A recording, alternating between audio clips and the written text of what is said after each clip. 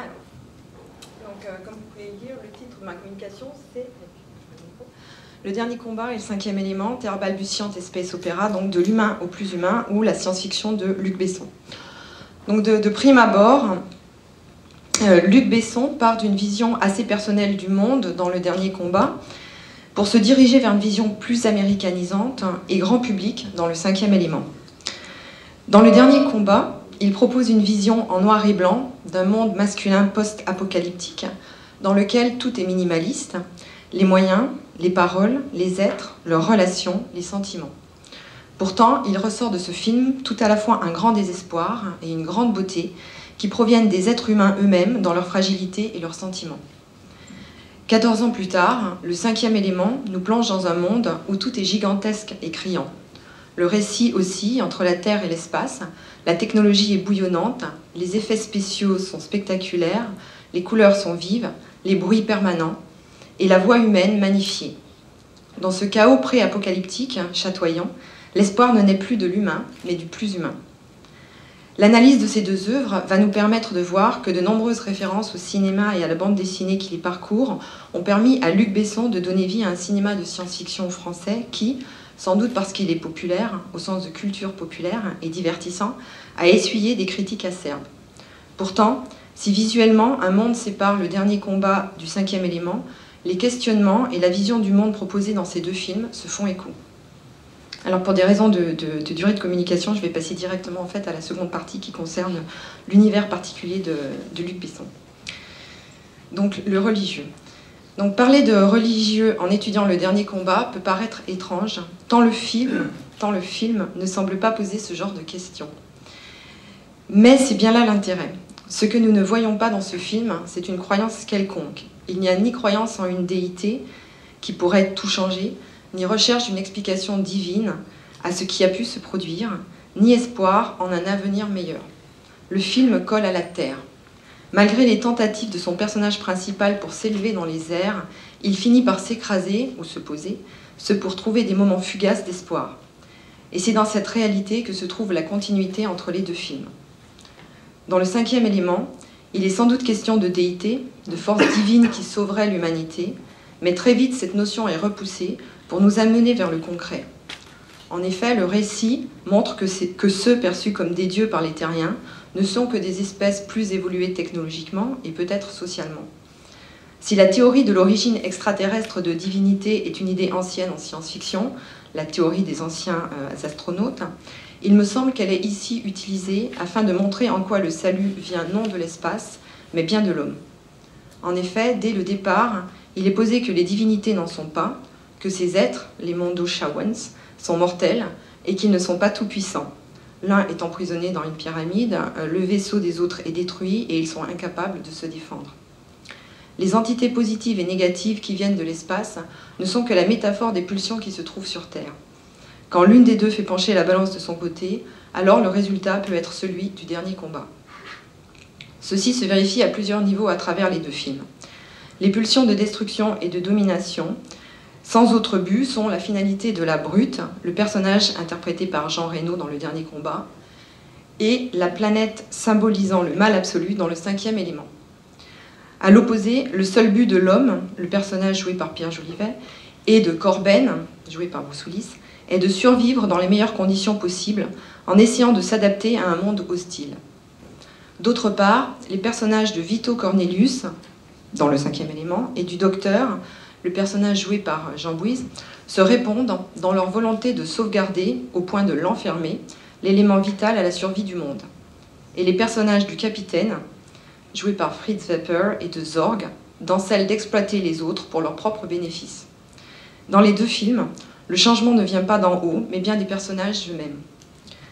La position du spectateur lui permet de prendre du recul par rapport au mysticisme et à la croyance. Le bien comme le mal sont les deux tendances de l'homme poussées à leur absolu et qui peuvent se retrouver sous diverses formes.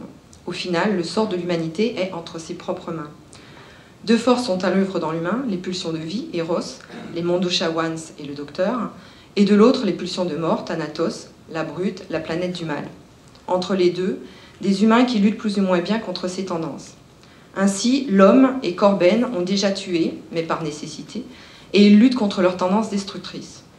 Ce sont ces personnages qui font pencher la balance d'un côté ou de l'autre en fonction des choix qu'ils font. L'utilisation faite de la technologie reflète aussi ces pulsions. Ainsi, les Mondo Shawans ont une technologie très développée, mais ils l'utilisent afin de protéger la vie. Ils ne sont pas agressifs et ne tuent pas, même pour se défendre. De l'autre côté, la mort se nourrit des pulsions destructrices, ce que montre la planète qui grossit chaque fois qu'on l'attaque. Elle se nourrit de la haine et de la violence, du président et des militaires qui, sous prétexte de protéger la vie de millions d'humains, agressent et cherchent à détruire l'autre et sont sourds aux appels de Vito Cornelius. Cornelius et le docteur ne cherchent pas à détruire le mal, la planète, la brute, seulement à s'en protéger en sauvegardant la vie. Le sens même du terme est différent. Pour Vito Cornelius, toute vie est équivalente et la protéger ne signifie pas tuer l'autre. Pour le président, seule la vie de certains est importante et les protéger signifie tuer ceux qui cherchent à lui nuire. Toutefois, les deux films montrent que se laisser aller à ses pulsions agressives, c'est nourrir la haine qui elle-même se nourrit de la haine. Laisser libre cours à ses plus bas instincts mène à la violence, qui elle-même engendre la violence, et est à l'opposé de ce que devrait être la sauvegarde de la vie, fondée sur l'évitement et l'entraide. Le docteur sait que la brute cherche à le tuer, mais il essaye de se préserver sans l'agresser. Il ne fait que l'éviter. L'homme va apprendre au contact du docteur, et s'il tue la brute, par vengeance et haine, il apprend aussi à partager et à aider. Ainsi, il tue le chef du gang des voitures pour délivrer le chercheur d'eau, qui, à son tour, lui offrira son aide. Il n'est pas anodin que l'homme apparaisse à la fin du film comme le preux chevalier tout de blanc vêtu qui abat le mauvais seigneur et est récompensé par la princesse. Il s'agit bien d'un conte. La morale est celle que le bonheur et la survie dépendent des autres. La conclusion des films vient de cette volonté non pas de s'opposer à l'autre, mais de se recentrer sur l'essentiel, à savoir la vie, et ce, à une échelle humaine et à un niveau personnel. Ainsi s'explique aussi pourquoi c'est la Terre qui fournit la matière indispensable à la survie. Ce dans ce lieu symbolique qu'est le désert. Paysage post-apocalyptique désertique dans le dernier combat, pyramide dans le désert dans le 5e élément. Le sable et le désert éloignent des artifices et permettent un retour à ce qui est essentiel à la vie, d'où l'importance dans les deux films des 4 éléments fondamentaux que sont l'air, qui permet à l'homme de se déplacer à bord de son ULM, et le souffle qui permet à une des pierres de s'ouvrir dans la pyramide, l'eau, pour lesquelles les hommes se battent et vont dans les profondeurs dans le dernier combat, et sueur dans le 5e élément, le feu, pour cuire les aliments et se chauffer dans le dernier combat, et l'allumette dans le 5e élément, et enfin la terre, terre ferme dans le dernier combat, où les hommes n'ont plus accès à la technologie et doivent faire avec leur environnement, et sable dans le 5e élément. Ces éléments sont présents chez Besson à plusieurs niveaux. Ainsi, le dernier combat est une lutte pour échapper à l'engloutissement par la terre, bâtiment enseveli, et à son dérèglement climatologique. Il pleut des poissons morts ou des pierres. L'eau est une denrée rare qu'il faut aller chercher dans les profondeurs de la terre, ou que le ciel fournit de manière aléatoire. Et la guerre du feu refait son apparition. Il est soit outil de civilisation pour manger des aliments cuits, soit outil de destruction pour brûler une bâtisse. L'air, enfin, est ce qui permet de respirer, mais aussi de se déplacer et de ne plus être attaché au sol. Le 5e élément dépeindrait ce qui est antérieur au dernier combat. L'air, l'eau, la terre et le feu allant de soi. Les hommes ont même fini par oublier la terre qu'ils ne voient plus, tant ils sont hauts dans les cieux. Et seul le retour à la terre des ancêtres les ramène vers ce qui est leur mère nourricière. L'eau est gaspillée, la douche non volontaire que prend Lilou et qui la frigorifie.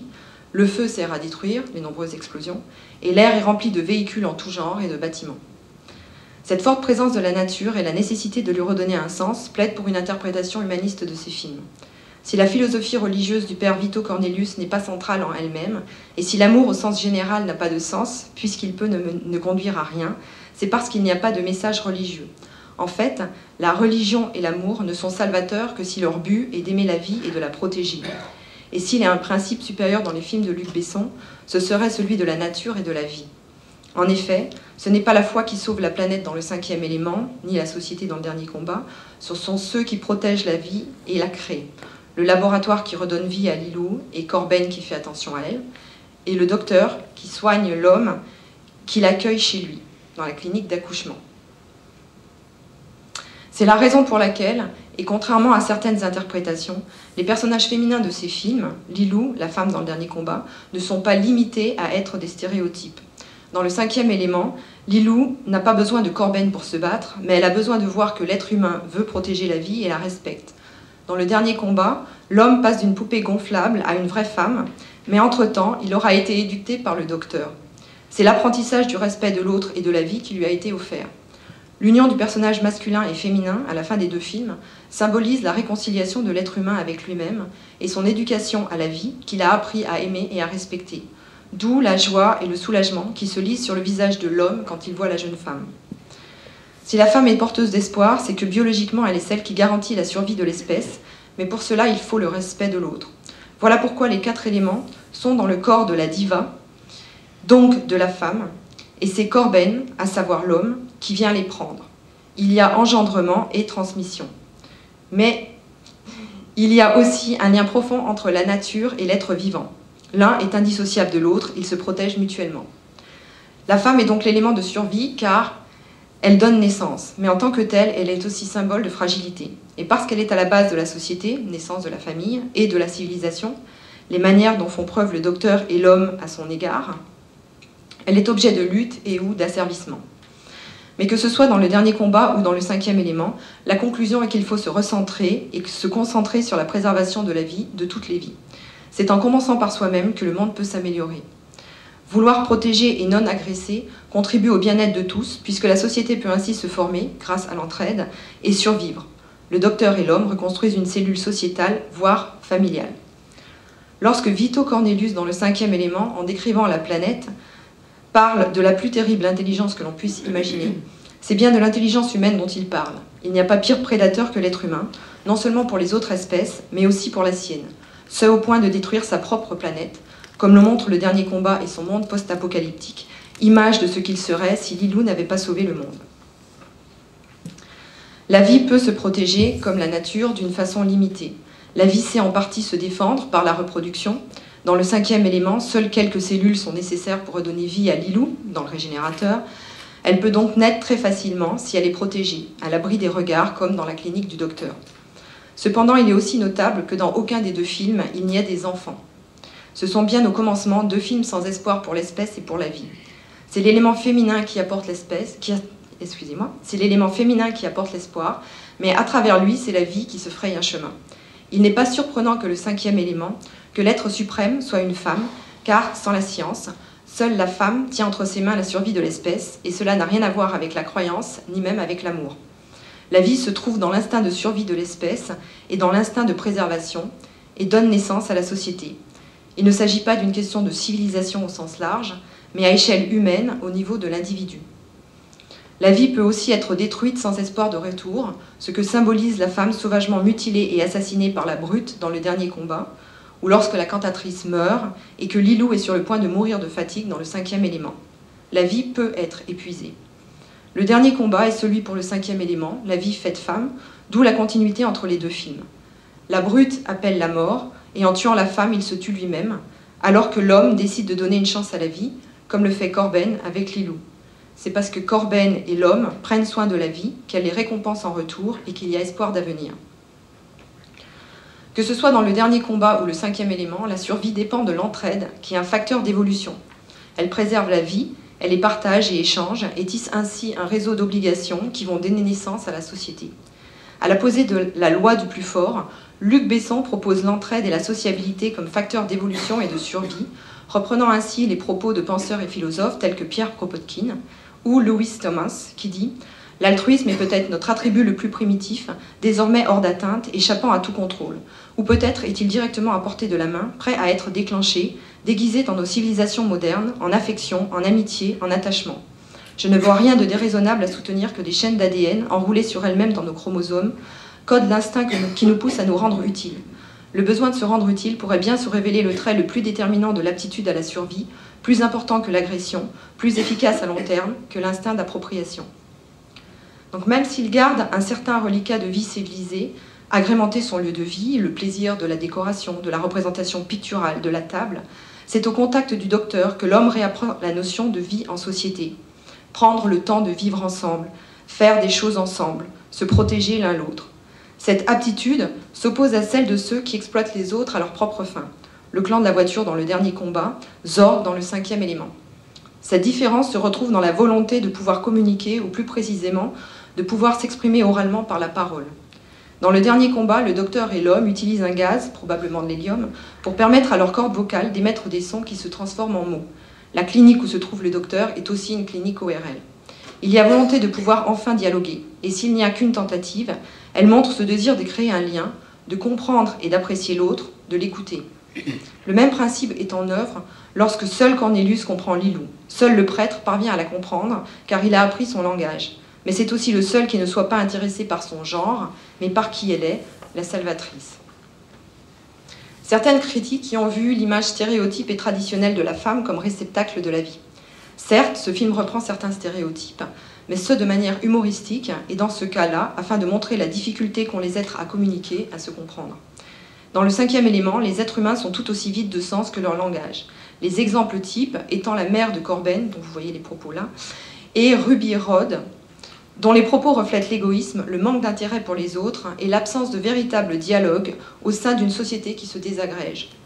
Pourtant, Corben va commencer à aider Lilou lorsque celle-ci va faire appel à son altruisme et à sa compassion en prononçant les mots « please help ».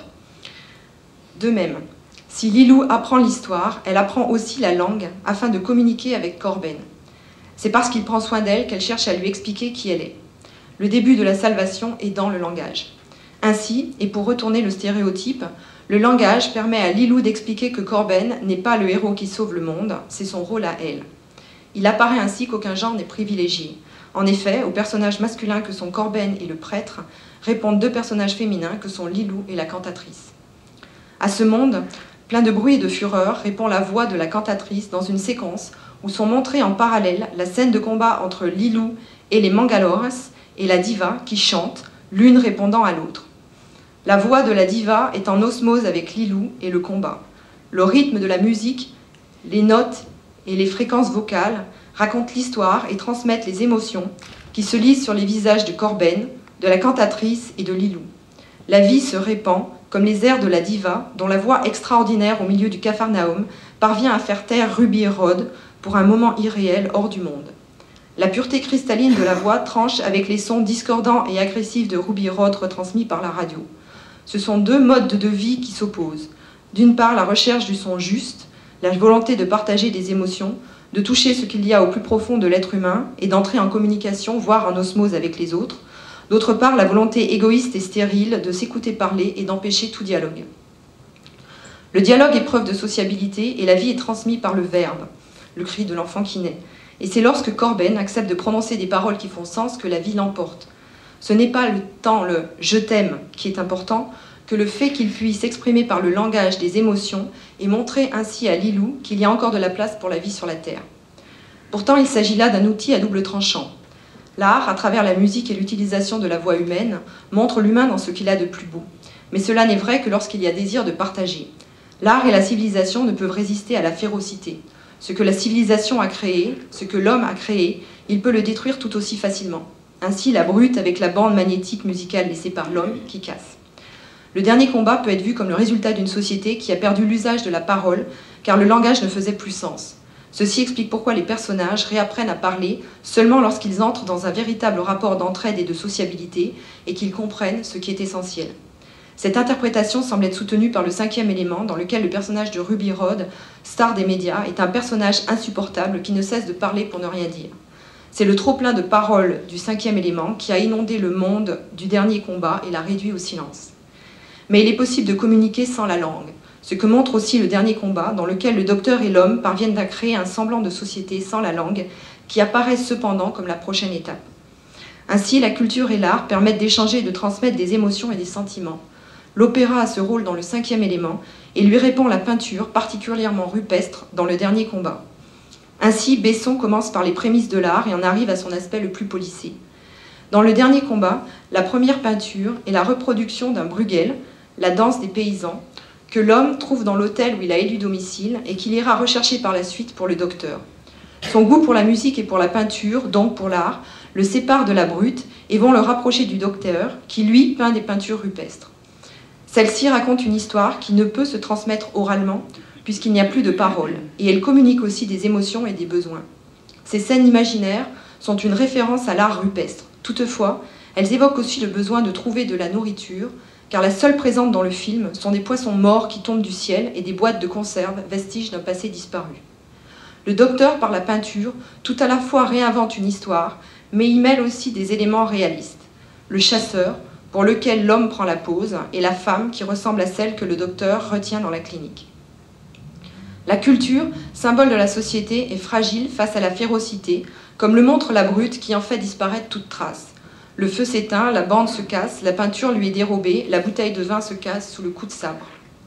Toutefois, il faut aussi noter que la société peut aussi créer des coutumes et des objets qui asservissent et emprisonnent l'individu. Dans le dernier combat, le symbole le plus évident en est la voiture, qui représente tout à la fois un lieu et un mode de vie lié à la puissance. Celui qui est dans la voiture est le mal dominant. L'enfermement, le chercheur d'eau enfermé dans le coffre, et à la stagnation. En effet, celle qui fut moyen de se déplacer, symbole de liberté, représente la stagnation et la mort puisqu'elle a perdu sa fonction première. Elle est immobile et immobilisée par manque de carburant. Mais alors même qu'elle ne fonctionne plus comme outil, sa symbolique demeure puissante. Il est impossible de s'en séparer tant elle est ancrée dans nos mœurs et confère un statut particulier, celui de toute puissance masculine. Les doigts coupés comme autant de trophées. C'est ce qu'il a autour du cou. Et technologique, le capitaine est aussi celui qui peut savoir si l'eau est potable ou non. Alors que le ciel soit rempli de voitures volantes et que le taxi soit l'outil de travail de Corben dans le 5e élément, n'a rien de surprenant. Ce film montre lui aussi combien la société s'est attachée à des objets qui nous enchaînent. Alors, si le dernier combat laisse envisager un avenir possible, il ne promet rien. Si le film commence avec une poupée gonflable et une vie solitaire, et se termine avec une femme, il est grandement incertain. Le sable est toujours présent, et la survie dépend des restes de civilisation. Dans le 5e élément, la fin est aussi incertaine. Elle offre une vie à deux, un répit peut-être, mais dans un univers toujours aussi vide de sens. La mère au téléphone, et donc un univers toujours aussi contrôlé, l'armée et le président qui n'ont pas tiré les leçons. Ainsi peut se concevoir pourquoi le dernier combat ne mentionne ni date, ni localisation géographique précise. Il est hors du temps dans un hors-lieu. Le ciel n'apporte pas de réponse ni d'espoir tant il est